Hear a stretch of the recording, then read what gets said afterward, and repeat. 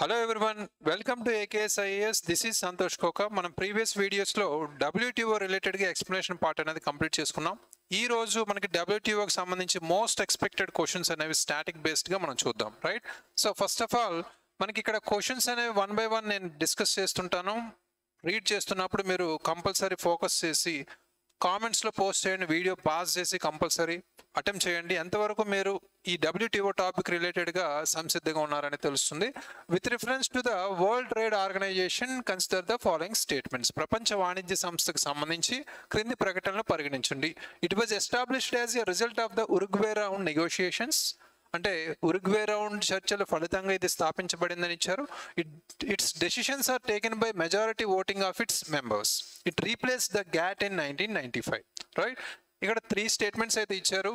First మనకి Uruguay round of talks అంటే 1986 నుంచి 95 వరకు ఈ టాక్స్ ఏవైతే జరిగాయో గ్యాట్ని రీప్లేస్ చేసుకుంటూ మనకి ఈ ఉరుగ్వే రౌండ్ ఆఫ్ టాక్స్ నుంచి మనకి WTO ఉద్భవించిందని చెప్పుకున్నాం, రైట్? ఇది first statement correct. It's decisions అంటే దాని నిర్ణయాలు దాని సభ్యుల మెజారిటీ ఓటు ద్వారా తీసుకోబడతాయి అని ఇచ్చారు. మనం ప్రీవియస్ క్లాస్లో డిస్కస్ చేసుకున్నాం. ఇక్కడ మెజారిటీ ఓట్ అనేది ఇక్కడ కన్సిడర్ చేసుకోరు. అంటే మనకి వరల్డ్ బ్యాంక్ కానీ IMF కానీ వాటికి సంబంధించి ఓటింగ్ పవర్స్ అనేవి కీలకం. కానీ ఇక్కడ మనకి కన్సెన్సస్, రైట్? కన్సెన్సస్ అంటే ఏంటి? ఏకాభిప్రాయం మాత్రమే ఇక్కడ ఫోకస్ చేసుకుంటూ మనం మెంబర్స్ అనేవి డెసిషన్స్ అనేవి తీసుకుంటారు, రైట్? ఇది రాంగ్ స్టేట్మెంట్. నెక్స్ట్ మనకి replace the GATT in 1995. GATT ఎప్పుడైతే వచ్చిందో మనకి General Agreement on Tariffs and Trade సంబంధించి 1947లో ఇది స్టార్ట్ అవ్వడం జరిగింది. అప్పటి నుంచి 1995 వరకు మనకి WTO 1995లో స్థాపించడం జరిగింది, right? So 1 and 3 only is the correct option. Next మనకి ఇంపార్టెంట్గా నెక్స్ట్ క్వశ్చన్ మనం చూస్తే second question with reference to the most favoured nation, right? Most favoured nation principles of WTO consider the following statements. WTO యొక్క అత్యంత అనుకూలమైన దేశం యొక్క సూత్రానికి సంబంధించి అని ఇచ్చారు, రైట్? ఇక్కడ it means treating all WTO member countries equally in trade matters. అదేవిధంగా countries can never grant special trade preferences to any specific group అని ఇచ్చారు, రైట్? సో ఇక్కడ ముఖ్యంగా it means treating all WTO అంటే దీని అర్థం ఏంటి? వాణిజ్య విషయాల్లో WTOలోని అన్ని సభ్య దేశాలను సమానంగా పరిగణించడం, రైట్? మోస్ట్ ఫేవర్డ్ నేషన్ అంటే ఏంటి? ఫర్ ఎగ్జాంపుల్ ఇండియా బంగ్లాదేశ్కి ఈ మోస్ట్ ఫేవర్డ్ నేషన్ స్టేటస్ ఇస్తే compulsory remaining members of WTO compulsory అది కూడా వర్తిస్తుంది, రైట్? అంటే ఏంటి? టారిఫ్స్ని మనం లోవర్ చేసే కండిషన్స్లో, రైట్? అందరికీ ఆ లోవర్ ఎంతవరకు టారిఫ్స్ తగ్గించిందో అవన్నీ రిమైనింగ్ కంట్రీస్ కూడా వర్తిస్తుంది, రైట్? ఇది correct point. Next countries can never grant special trade preferences to any specific group అని ఉంది. దేశాలు ఏ నిర్దిష్ట సమూహానికి ప్రత్యేక వాణిజ్య ప్రాధాన్యతలను ఇవ్వలేవు అని ఇచ్చారు.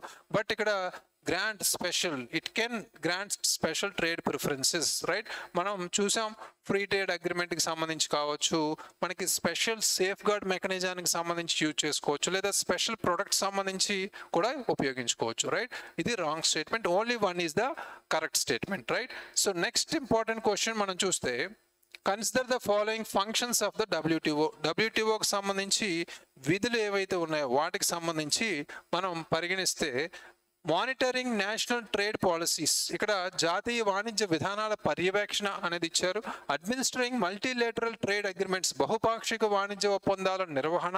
Next issuing sanctions against non compliant members, పాటించని వారిపై ఆంక్షలు విధించడం అనేది కూడా ఇక్కడ ఇచ్చారు, రైట్? సో ఇక్కడ ఆల్మోస్ట్ మనకి WTOకి సంబంధించి ఫంక్షన్స్ మనం చెప్పుకున్నాం. నేషనల్ ట్రేడ్ పాలసీస్ ఏవైతే ఉన్నాయో అంటే ప్రతి కంట్రీకి సంబంధించి కొన్ని పాలసీస్ అనేవి ట్రేడ్ రిలేటెడ్గా ఉంటాయి. వాటిని మానిటర్ చేయడం ఒక లక్షణం, విధి అనేది కూడా చెప్పుకున్నాం. అడ్మినిస్ట్రింగ్ మల్టీలేటరల్ ట్రేడ్ అగ్రిమెంట్స్ అంటే బహుపాక్షిక వాణిజ్య ఒప్పందాలని నిర్వహణ చేయడం అనేది కూడా చెప్తుంది. Next issuing sanctions against non compliant members, పాటించిన వారిపై ఆంక్షలు విధించడం అనేది కూడా చెప్తుంది, రైట్? సో ఇవి ముఖ్యంగా మనం ఫోకస్ చేస్తే ఈ పర్టికులర్ ఫంక్షన్ అంటే ఇది correct option.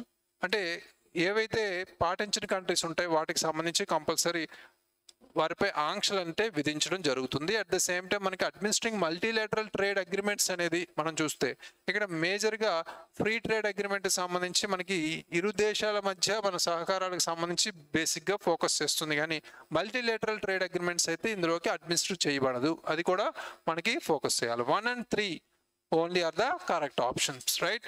So next important question చూసుకుంటే with reference to the agreement on subsidies and countervailing, right? So ఇక్కడ కౌంటర్వెయిలింగ్ మెజర్స్ ఏవైతున్నాయో వాటికి సంబంధించి మనకి ఈ క్వశ్చన్ అయితే డీల్ చేయడం జరిగింది. రాయితీలు మరియు వ్యతిరేక చర్యల ఒప్పందానికి సంబంధించి it regulates both provision of subsidies and actions to counteract their effects and it mandates that countervailing duties can only be applied after investigation and icharu. At the same time it prohibits all types of subsidies by member countries, right? So ikkada focus chesthe 3 statements manam ardham cheskunte manam edaithe WTO agreement on subsidies and countervailing measures gurinchi cheppukunnamo అందులో భాగంగా మనకి సబ్సిడీల మంజూరు మరియు వాటి ప్రభావాలను ఎదుర్కోవడానికి చర్యలు రెండింటిని నియంత్రిస్తుందని ఇచ్చారు, రైట్? అది కరెక్ట్ ఆప్షన్. మనకి both provisions of subsidies and actions to be taken counteract their effects కూడా, అంటే వ్యతిరేక లేదా ఎదుర్కోనే ప్రక్రియలకు సంబంధించి కూడా మనం చూసాం. It mandates that countervailing duties can only be applied after investigation, అంటే నష్టపరిహార హక్కులు దర్యాప్తు తర్వాతే మాత్రమే ఇది వర్తిస్తాయని ఇచ్చారు, right? Next it prohibits all types of subsidies by member countries అని ఇచ్చారు. ఇది కరెక్టే, but it prohibits all types of subsidies only by member countries అంటే మనం కొన్ని సబ్సిడీస్ రిలేటెడ్గా ఎగ్జామ్షన్స్ అయితే ఇచ్చాం. కొన్ని బాక్సెస్ అనేవి చెప్పుకున్నాం, గ్రీన్ బాక్స్ అని, యాంబర్ బాక్స్ అని. ట్రేడ్ డిస్టార్షన్స్ వచ్చినప్పుడు యాంబర్ బాక్స్ అని, గ్రీన్ బాక్స్ అనేవి కొన్ని ఎన్విరాన్మెంటల్ రిలేటెడ్ కానీ అగ్రికల్చర్ రిలేటెడ్ కానీ, అండ్ ఆల్సో మనకి బ్లూ బాక్స్ ఉన్నాయి కొన్ని కేటగిరీస్లో. అదేవిధంగా మన డి మినిమిస్ కేటగిరీ కూడా ఉంది, రైట్? ఈ వైజ్ మనకి సబ్సిడీస్ సంబంధించి మనకి అగ్రిగేట్ మెజర్మెంట్ సపోర్ట్ అనేది కూడా ఇస్తున్నాం, రైట్? ఇది wrong statement. Only 1, 2 are the correct. Next important question, consider the following principles of WTO.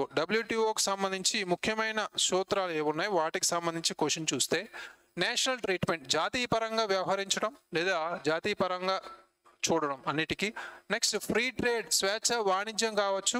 అదేవిధంగా ప్రెడిక్టబిలిటీ, అంచనా వేయడం, ముందుగా అంచనా వేయడం. ఇంపోర్ట్ సబ్స్టిట్యూషన్, దిగుమతుల ప్రత్యామ్నాయం, రైట్? సో ఈ 4 ఆప్షన్ చూస్తే మనం ఆల్రెడీ ప్రిన్సిపల్స్ ఆఫ్ WTO చూసాం, రైట్? సో నేషనల్ ట్రీట్మెంట్ అంటే ఏంటి? జాతీయ పరంగా అందరికీ ఒకేలా వ్యవహరించడం లేదా వర్తించడం అనేది ఉంటుంది. అది ఒక ఇంపార్టెంట్ పాయింట్, అంటే నేషనల్ పరంగా వాళ్ళు తీసుకున్న పాలసీస్ని అనుసరించి, రైట్? నెక్స్ట్ ఫ్రీ ట్రేడ్, స్వేచ్ఛ వాణిజ్యం కూడా ఇంక్లూడ్ చేసుకుంటున్నాయి ఈ principles of WTO, right? At the same time predictability. So ముందు ఏం జరుగుతుంది, ఆ టారిఫ్స్ రిలేటెడ్గా ముందుగా అంచనా వేస్తూ ప్రెడిక్ట్ చేస్తూ WTO అనేది పాత్ర పోషిస్తుంది. అది కూడా third statement also correct. Next మనకి ఇంపోర్ట్ సబ్స్టిట్యూషన్, అంటే దిగుమతుల ప్రత్యామ్నాయం అనేది ఇక్కడ కరెక్ట్ కాదు. ప్రిన్సిపల్స్ అంటే WTO రిలేటెడ్గా కాదు అది, రైట్? సో ఇది ఇంపోర్ట్ సబ్స్టిట్యూషన్ అనేది wrong, right? Only 1, 2, 3 are the correct statement. అంటే ఇక్కడ which of the above is are principles promoted by WTO అన్నారు కాబట్టి అది ఫోకస్ చేయాలి, రైట్? సో నెక్స్ట్ మనకి the term special safeguard mechanism, right, under WTO refers to, right? ఇక్కడ focus చేస్తే మనకి స్పెషల్ సేఫ్ గార్డ్ మెకానిజం అనేది దేని గురించి అంటే ప్రత్యక్ష రక్షణ యంత్రాంగం అనే పదం క్రింది వాటిని సూచిస్తుందని ఇచ్చారు. A mechanism to penalise developed countries for unfair trade, అన్యాయమైన వాణిజ్యానికి అభివృద్ధి చెందిన దేశాలకు శిక్షించే యంత్రాంగం అని ఇచ్చారు, right? A safeguard allowing developing countries to raise tariffs temporarily to protect farmers. అదేవిధంగా an instrument to provide tariff free access to developing countries and financial aid mechanism under IMF for WTO members, right? So ఇక్కడ IMF అని ఇచ్చారు. IMF సంబంధించింది అయితే కాదు, ఇది special safeguard mechanism WTOకి సంబంధించి. ఇది మనం ఈజీగా ఎలిమినేట్ చేయొచ్చు. And instrument to provide tariff free access to developing nations అన్నారు. ఇది కూడా మనం కన్సిడర్ చేద్దాం తెలియని వాళ్ళ గురించి. And the mechanism to penalise developed countries for unfair trade, అంటే స్పెషల్ సేఫ్ గార్డ్ మెకానిజం అంటే ప్రత్యేకమైన పద్ధతులు ఎప్పుడు డెవలప్డ్ నేషన్స్కి అయితే ప్రొవైడ్ చేయరు కాబట్టి ఇది కూడా మనం ఈజీగా ఎలిమినేట్ చేయొచ్చు. So a safeguard allowing developing countries to raise tariffs temporarily to protect some products లేదా ఫార్మర్స్, రైట్? ఇక్కడ రైతులను రక్షించడానికి అభివృద్ధి చెందిన దేశాలకి తాత్కాలికంగా, అంటే కొన్నిసార్లు ఇంపోర్ట్ రిలేటెడ్ పెరిగినప్పుడు కంపల్సరీ రైతులను ఆదుకోవాల్సిన అవసరం వస్తుంది కాబట్టి ఆ నేపథ్యంలో, right? So B is the correct option. Next question, with reference to డబ్ల్యూటీఓస్ ministerial conference consider the following statements. ఇక్కడ మినిస్టీరియల్ కాన్ఫరెన్స్ సంబంధించి స్టేట్మెంట్స్ అయితే ఇచ్చారు. It is the highest decision making body of the WTO, right? So it meets once every year and also all member countries are represented in the conference, right? టోటల్గా మనకి ఈ 3 statements గమనిస్తే so almost అన్ని statements correct అనే అనిపిస్తాయి. ఇక్కడ focus చేస్తే ఇది డబ్ల్యూటీఓ యొక్క అత్యున్నత నిర్ణయాధికార సంస్థని ఇచ్చారు, డెసిషన్ మేకింగ్ బాడీ, ఇది correct. So world trade organization ministerial కాన్ఫరెన్సే ఫైనల్ డెసిషన్స్ అనేది తీసుకుంటుంది టారిఫ్స్ రిలేటెడ్గా, ఇది correct. Next, it meets once every year, అంటే ఇది జనరల్గా పాసిబుల్గా ఇది 2 ఇయర్స్కి ఒకసారి మీట్ అవుతుంది కానీ ఎవ్రీ ఇయర్ కాదు. సో ఇది రాంగ్ స్టేట్మెంట్ ఇక్కడ. నెక్స్ట్, ఆల్ మెంబర్ కంట్రీస్ అంటే ఇక్కడ సదస్సులో అన్ని సభ్య దేశాలు ప్రాతినిధ్యం వహిస్తాయని ఇచ్చారు. ఎస్, ఇక్కడ ఆల్మోస్ట్ డబ్ల్యూటీఓలో 164 మెంబర్ కంట్రీస్ ఏవైతే ఉన్నాయో అన్నీ ఇక్కడ రిప్రజెంట్ చేస్తాయి, రైట్? ఇది కూడా correct option. And 1 and 3 are the correct option. C is the correct option, right? So next question మనం చూస్తే, consider the following about aggregate measure of support, right? Aggregate measure అంటే ఏంటి? ఇక్కడ మొత్తం మనం పరిగణలోకి తీసుకుంటాం. సో మొత్తం అంటే ఇక్కడ సబ్సిడీస్ సంబంధించి రిలేటెడ్గా అనమాట, రైట్? సో మద్దతు యొక్క మొత్తం కొలత గురించి క్రింది వాటిని పరిగణించండి. It includes all subsidies given to agricultural products. అదేవిధంగా it is considered a trade distorting subsidy under WTO rules. Developed countries are allowed up to 10% of AMS under the de minimis provision, right? మనకి ఇక్కడ 3 statements గమనిస్తే it includes all subsidies given to agricultural products అని ఇచ్చారు. So ఇక్కడ మనకి వ్యవసాయ ఉత్పత్తిదారులకు మంజూరు చేసిన అన్ని రాయితీలకు చేర్చుచుంది, రైట్? మనకి ఇచ్చిన సబ్సిడీస్ సంబంధించి మనం ఫోకస్ చేస్తే అగ్రిగేట్ అంటే టోటల్ సబ్సిడీస్ ఏవైతే ఉన్నాయో అన్ని కన్సిడర్ చేసి వాటికి సంబంధించి నిర్వహిస్తుంది, ఇది కరెక్ట్. నెక్స్ట్, డబ్ల్యూటీఓ నిబంధనల ప్రకారం రాయితీలు వాణిజ్యాన్ని వక్రీకరించేవిగా పరిగణించబడతాయి. అంటే కొన్ని ట్రేడ్ డిస్టార్టింగ్, ఫర్ ఎగ్జాంపుల్ మనం చెప్పుకున్నాం ట్రేడ్ డిస్టార్టింగ్ సబ్సిడీస్ ఏవైతే ఉన్నాయో అవన్నీ మనం యాంబర్ బాక్స్లోకి క్రియేట్ చేస్తాం, రైట్? యాంబర్ బాక్స్లో ఉన్న వాటిని మనం రిజెక్ట్ చేస్తాం అనమాట, right? Next, developed countries are allowed up to 10% of AMS, అంటే అభివృద్ధి చెందుతున్న దేశాలు డి మినిమిస్ నిబంధనల ప్రకారం 10% ఏఎంఎస్ వరకు అనుమతించబడతాయి. అంటే ఇక్కడ మనకి డి మినిమిస్ నిబంధన అంటే green box, blue box, amber box and de minimis ప్రకారం మనం చూసుకుంటే 5% డెవలప్డ్ కంట్రీస్కి, 10% డెవలపింగ్ అంటే అభివృద్ధి చెందుతున్న దేశాలకి సంబంధించింది. ఇది జస్ట్ చేంజెస్ ఇచ్చారు, ఇది wrong statement, right? So only 1 and 2 are the correct statement ఇక్కడ. నెక్స్ట్ క్వశ్చన్ చూసుకుంటే, which of the following subsidies are not counted under aggregate measurement of support? ఈ క్రింది వాటిలో ఏ సబ్సిడీలు మద్దతు యొక్క మొత్తం కొలతకు సంబంధించినవి కాదని ఇచ్చారు, రైట్? అంటే అగ్రిగేట్ సపోర్ట్ ఆఫ్ మెజర్మెంట్ అంటే అగ్రిగేట్ మెజర్మెంట్ ఆఫ్ సపోర్ట్కి సంబంధించి ఇందులో మొత్తం లెక్కించబడనివి ఏవి అని అడిగారు, నాట్ అని ఇచ్చారు. ఇది ఎక్కువ చాలా ఫోకస్ చేయాలి ఇక్కడ, వీటికి సంబంధించి మిస్టేక్స్ చేసే అవకాశం ఉంది. Green box subsidies, blue box subsidies and de minimis support, export subsidies, right? So ఇక్కడ ఫోకస్ చేస్తే మనకి గ్రీన్ బాక్స్ ఉంది. మనం total subsidies aggregate measurement of support అంటే టోటల్ సబ్సిడీస్ సంబంధించి తీసుకుంటున్నాం అగ్రికల్చర్ రిలేటెడ్గా. గ్రీన్ బాక్స్ వస్తుంది, బ్లూ బాక్స్ వస్తుంది, ట్రేడ్ డిస్టార్షన్స్ అంటే యాంబర్ బాక్స్ కూడా వస్తుంది, బట్ డి మినిమిస్ సపోర్ట్ కూడా ఉంటుంది. దీని ప్రకారమే 5%, 10% అనే లిమిట్ ఉంది అగ్రికల్చర్ అవుట్పుట్ మీద, right? Not greater than agriculture output అది.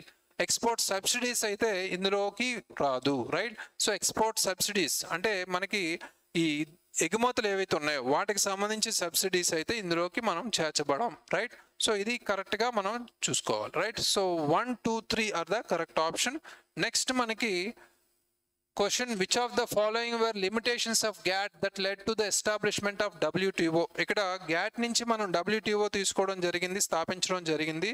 బట్ ఇక్కడ ఎందుకు అంటే ఈ క్రింది వాటిలో డబ్ల్యూటీఓ స్థాపనకు దారితీసిన జిఏఐటి పరిమితులు ఏమిటి, right? Very very important. Lack of institutional structure and exclusion of services and IPR and weak dispute resolution mechanism కావచ్చు, inclusion of developing countries concerns, right? 4 options అయితే ఇచ్చారు. సంస్థాగత నిర్మాణం లేకపోవడం అంటే అప్పట్లో మనకి 1947 నుంచి దీన్ని తీసుకురొచ్చాం.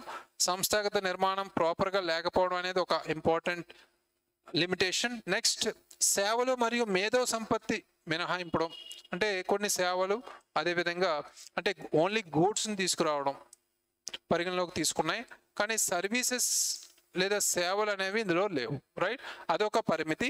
అదేవిధంగా ఐపీఆర్స్, ఇంటలెక్చువల్ ప్రాపర్టీ రైట్స్ లాంటివి కూడా ఇందులో తీసుకోబడలేదు, ఇది కూడా correct. Next, week dispute resolution mechanism. ఎప్పుడైతే రెండు కంట్రీస్ మధ్య డిస్ప్యూట్స్ వచ్చాయో రిగార్డింగ్ ట్రేడ్, అక్కడ డిస్ప్యూట్ని రిజాల్వ్ చేసే పద్ధతి అంత స్ట్రాంగ్గా లేదు, ఇది కూడా కరెక్టే. Next, inclusion of developing countries concerns. ఎప్పుడైతే అభివృద్ధి చెందుతున్న దేశాల ఆందోళనలు చేర్చడం అనేది కూడా ఇక్కడ మనం అర్థం చేసుకుంటే, అభివృద్ధి చెందుతున్న దేశాలకు సంబంధించి ఆందోళనలు లేకపోవడం వల్ల WTO ప్రత్యేకంగా క్రియేట్ చేయబడింది.